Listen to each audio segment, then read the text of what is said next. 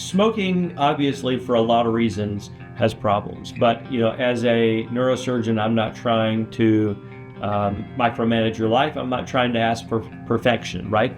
Yes, we would love for everybody who smokes to stop smoking. Yes, it has impacts on your overall health and well-being far beyond what you're talking to me about, far beyond the spine, for your breathing, for COPD, for other chronic medical conditions. However, for me, ideally, you could quit smoking 6 weeks prior to surgery.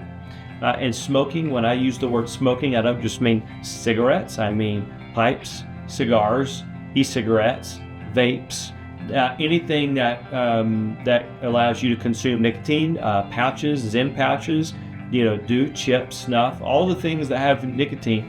And the issue with nicotine actually is similar to diabetics, which is why having diabetes with nicotine is so damaging, because nicotine, even more profoundly than high blood sugar, constricts or narrows the very tiny capillaries in the skin, particularly in the legs, the feet, but the skin of the whole body, which makes healing, there is a debatable, but in some studies, a statistically significant increase in infection rates in diabetics, because the wounds simply won't heal. The capillaries aren't bringing blood and oxygen to your skin as well in patients who are smokers, and the infection rates are much higher. Also, if you're undergoing a neck, a cervical, or a lumbar fusion rates are poorer in patients who are smokers or nicotine users, because nicotine prevents the bones, which I know it's shocking, but bones have a lot of blood flow, and nicotine constricts or